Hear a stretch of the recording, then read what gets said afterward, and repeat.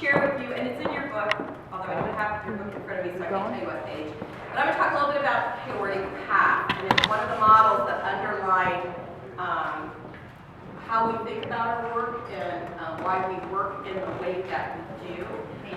Page 5. And it's actually, you know, it's actually a part of nature. And so the word chaotic, so you don't think, you know, people were out drinking one night and came up with this interesting term, chaotic, actually came from D. Hawk, who ran Visa for many years. And he was given, you know, back in the 60s and 70s, and credit cards were first coming out, and there was a lot of, they talked about how dogs were getting credit cards, everybody was getting a credit card. There's a lot of confusion and competition going on, and he was charged with figuring out a better way to move into a new world of using charge cards. And so they did a lot of studying, and they looked at lots of, you know, both in how the mechanistic world, which was how the credit cards kind of were used in the beginning, and then what's the living world like, and then how do we find it. He came up with this term chaotic, which is what we know that what exists in the natural world is we have chaos and we have order. And these two things exist in the living world, they exist in us. And that he said that this path, there's this place where they overlap, and this path or dance you can walk, and that's what he termed the Chaordic Path. And that was where when he talked about what he was doing in Visa, he talked about how can I put just the simplest structure on what we're doing, but that allows us to be creative and move through what is, you know, a global world where I can use, I think originally cards, you had retail cards that could be only used in certain stores, and you had, you know, cards that could not be used everywhere. And so his thing was, how can we have a card that you can use anywhere you go, in any store you go in? And that was when the banks got into the card. They were in the card business, having all their own cards. They came together, had them come together. They were still natural competitors, but had them, what are the things we can agree on together? So what's the order we can put around this and we can agree on together so that we can work still as competitors and work in this complex world? And so he came up with the term chaotic and Chaordic Path. And it is this place between chaos and order. And when we think about chaos and order, a lot of times we think about order is good. I do think that. And chaos is bad. Chaos is bad. And we're not talking about chaos in terms of a bad thing. It is just part of the natural world, and if you think about how living systems work. And that we know that actually it's at the edge of chaos where newness, innovation, and creativity come.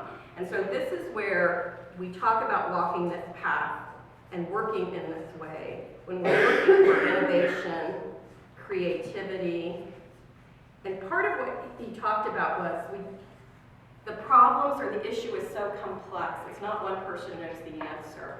And that's what when we talk about walking the Chaordic Path, when we're looking for innovation, creativity, and newness, it's where we don't have an answer. We don't know what the answer is. And so as we talk through this, and even as we talk through the 3 days, you know, we'll say sometimes, you know, not everything has to walk on the Chaordic Path. But there are things that we just don't know the answers to. Tuesday worked a lot of domestic violence, and she would go, and if I had the answer for how to fix it all, she would have fixed it by now for all of us, and we wouldn't have that issue anymore, right? But there are things that are so complex, we just don't have those answers. And so we walk this path between chaos and order. And so when we think about order, you think about things that you do. So just every day, part of how you bring order, you have agendas for meetings, right? That's a piece of order. Chaos, on the other hand, could be things like we're having this meeting, and I'm gonna ask more. I'm gonna bring more voices in, more people. I'm gonna ask lots of questions. So I'm gonna open it up, right? Bring more voices, more questions, more people. But I'm gonna put some order around it. I'm gonna have an agenda, and I'm gonna have a purpose for the meeting so we know what we're getting to. So what's, again, the simplest amount of order I can put it around it so that we can open up and find some newness. And we all have our place where we're comfortable. So some of us are more comfortable in order, that would be me. I own it and admit it. And some of us are more comfortable in chaos. That would be my partner here. Things like glitter and rainbows come to mind. Yeah. Just maybe not, I'm just saying. So we each have our place that we're most comfortable, and it's just know that. I mean, it's not good or bad. It's just knowing where I'm comfortable, and then also opening yourself up to the other. So in my work life and in my home life, I can be very orderly, but when I go down to North Carolina to the house, my life is pure chaos. It's, there is not a list of things to do, and there is anything anybody says, let's do, and I'm okay with it. And it's and so we can invite, and we can open ourselves together. We have the other in us. It's just watch where and look where we naturally tend to go to. And I would advocate for and find partners that you can work with who gravitate the other way, because I think it makes it, when you're talking about walking the Chaordic Path, it really is a dance you're going to do, this place between order and chaos. There is also, as we move out, this outer circle on this side we've labeled control. And so sometimes when things start feeling a little chaotic for folks, people will want to not just move to order, but they may want to move to control. I need to take control. How many of you have heard that at work? Okay, get out of control here, you need to take control, you need to take charge, you need to do this and that. And again, control is not necessarily a bad thing. It can be a good thing. I love Tuesdays. She always talk about building the airplane. I just love that. If somebody's building my airplane, I want there to be all the controls in place to know that every screw is where it needs to be and everything's built properly so we don't plummet to the ground when I get onto the plane. So there are places where absolutely you want to have control. And I worked in healthcare for years. And yes, I want controls in place for quality, because I want to be sure that my family member doesn't get an infection when they're in the hospital. And yet, in healthcare, I also want there to be allowed to be a little bit enough of a chaos that if something drastic happens and a physician needs to go from the science to the art of practice, that he can do that. So control is good for some things. We want to have that in place. And some people call this place between, we can call this place between order and control, management. So when we're in this place between order and control, and there are things we have to do. We have to create financials every month, right? Those are things, if I'm a business, I have to do.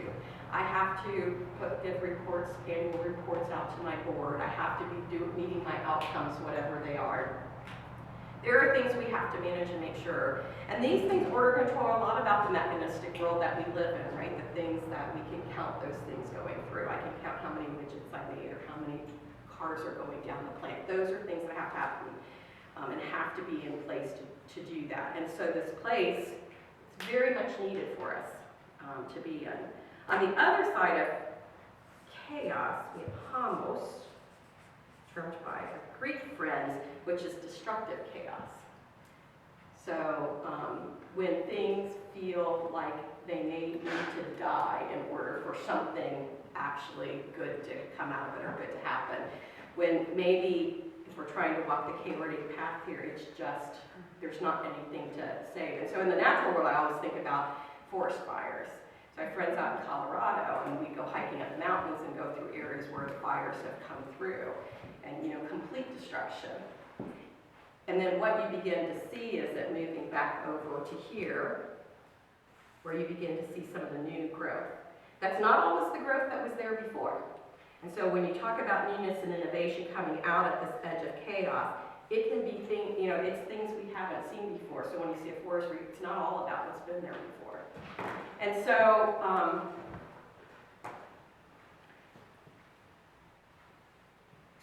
that all of these things, when we think about these things, sometimes we think about them in terms of good and bad, and they're not. They're just part of what the world is.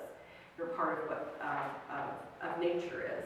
And so they exist for us. And so there's, again, something about just kind of knowing where I'm at and recognizing when I go in. I'll recognize when I go into control. I can see when I go there and saying, is that where I really need to go, or do I need to step back into here and do this dance a little bit more in the Chaordic Path? So one of just to to give you an example of one of the projects we did in the last several years, Susan and I worked together, was with a group who wanted to do a strategic plan. And one of the things we'll always ask as we start a strategic planning process is, are you looking at just reaffirming your vision and mission, or are you looking at, do you need a new vision and mission? And so much has changed in the world lately that a lot of organizations, particularly a lot of nonprofit organizations, they may not be relevant anymore in terms of what's going on. And so, are you looking at where you can bring value? And so the organization said, we really do want to look at our mission and vision. You know, is it really the right one anymore for us? And so we designed the work to take us through this Chaordic Path. And so the order that we brought, we actually had it was a year-long process. We held the meetings, what we needed to bring into each meetings, what the purpose of each of the gatherings would be, what work we would get done, where we needed data. So data was part of our order that we brought in. What do we know about the environment? What do we know about the world? The chaos that we brought in was, rather than this just being a board and leadership team developing the plan, was we had staff involved, we had community partners involved, funders involved. We did community gatherings with all those people to bring voices in.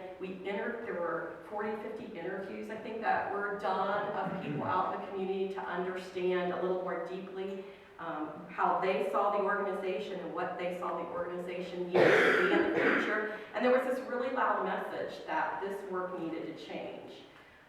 That what you've been, which we've done work with several food banks now across the country, what the work of food banking is changing. And so it's not just about feeding. And so they were saying, you've done great work.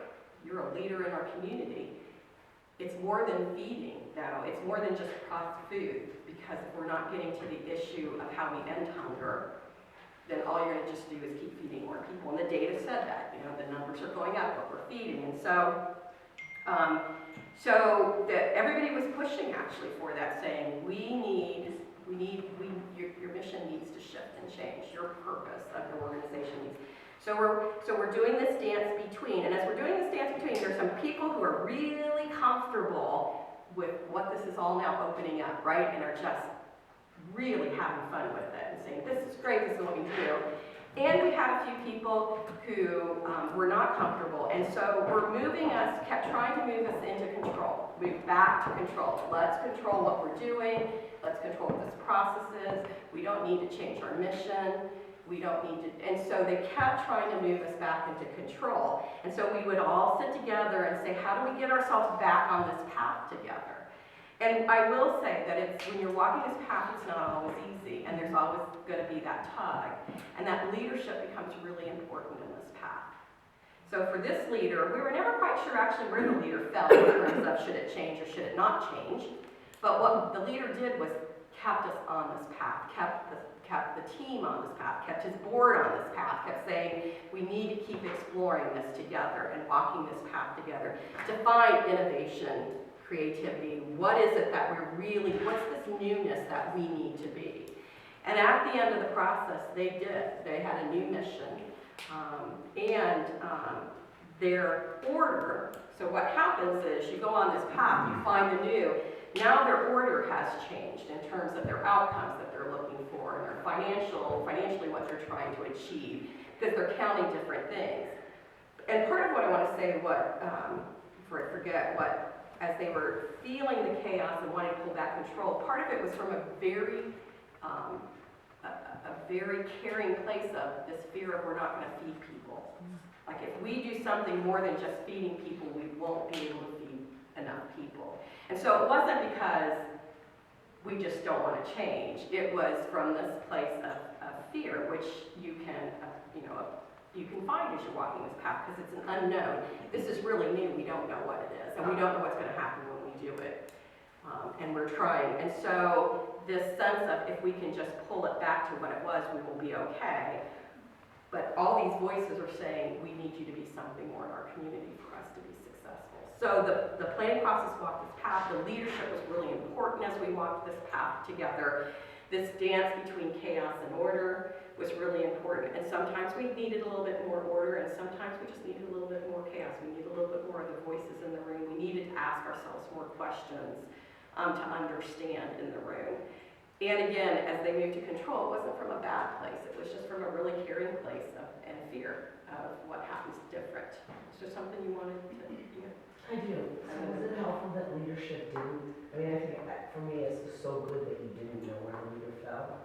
And that, do you agree with that? I'm not gonna lie, it was really hard for me not to know where the leader fell. Like, It was frustrating. It was really frustrating. It was like, Is that good or bad um, for this process? The only reason I'm asking is because, you know, when you're a perceived power position or a leader in an organization, as soon as you say, where do you want that to fall, then all my team's gonna, you know, we have a high-performing team and we're a team. So we're all gonna, you know, like a football team, merge to wherever it is. So, I think there are two things. One is I think it was a beautiful exercise in trust of his team. So that was really positive. I think it prolonged a process. Like, we also work with leaders who are like, we gotta do something different. Like, so, like, don't come back with like the same thing, just harder or bigger. And that also can motivate a team to be more innovative and creative. So in this situation, I think I would just say it felt frustrating. I think it ended up being a really beautiful, and I also think sometimes leaders just need to say, we have to do something different. Yeah. And so we've worked in places that both are the case. That actually, I remember being on a call when we did the national or the federal strategic plan on homelessness. Like, there was so much pressure on the leader to do it how it had been done or how what the government was comfortable with. And at one point, the leader just had to say, I know you don't like it, and we're gonna do it different. Like, she just had to like put her line in the sand. And so I would say both. Yeah. And it really depends on the leader. And it depends on their team. I mean, we have to trust that the leader knows their organization better than we do in terms of the relationships that are happening, whatever's happening, you know, there's all that stuff. Because you know, when you do a strategic plan with somebody or you're doing work with somebody, there's all that stuff underneath that you may not know about too. Exactly. And so there, you know, for us to have to trust that, you know, okay. But yes, she's right. It was frustrating in terms of we could get this done if he would just say. And all we could figure out was there was some need for him to have his team go through this in this way. And so that's, you know, that's what we're going to support doing. And I would say, I mean, just to be clear, I think it was one of those things where like going slower together probably was the right thing to do. Yeah. You know, and you know, not everyone has the luxury of a year-long process. And you know, so it's like lots of variables. And I want to say it's not only to, especially with this example, like I want to say we're really rewarded for being over here, right? So just to name that is in the West generally, and I don't know because I don't work any place but in the West, maybe at least. It's really our comfort zone is to work over this in control and order. And when we give up a little control, we think we're moving over to here, but we're really just moving a little bit here. And so, and it is things like personalities, right? Like, so sometimes there are certain personalities who want control, right? Not order, but control. It is things like, however, this food bank had been voted like food bank of the year before. They were always hitting like their last strategic plan. They'd outdone their goals by like 1,000,000 miles. You know what I mean? Like, it was like there were lots of reasons, including accolades and money, for them to stay doing what they were doing. So just to kind of say, like, some of it's personality, and I don't want to, like, that's true, and some of it's like outside pressure to keep doing what you're doing, just do it harder. And so it's a really brave space. And I think you mentioned the other thing is the urgency of the issue. Sometimes it's harder, and I know we found it, and who worked in Violence Against Women here? Sometimes we find that it can be harder when the issues are actually life and death to do innovation. Because people don't want to let go of what they've done. It's like, oh my gosh, if I make a mistake, right, people die. You know, we worked on a project where we helped redesign the homelessness system in our city, and I remember the leader in a meeting crying and saying, I understand this decision means some people may or may not have a place to sleep tonight, or they'll have to do terrible things to get a place to sleep tonight. And you're asking us to make those kind of decisions. So urgency also moves you over to order and control. Urgency is like the enemy of innovation, and so it takes a bit of like real fortitude and patience and perseverance to say we need to stay in this space, knowing that short term we might have more pain for a longer term gain. And I don't say that lightly, and I don't think the leaders we work with say that lightly, but it is a place really where sometimes it is the leader. So we're talking a lot about collective, and that of course is ideal in a lot of situations, right? You can go further, but I know we've each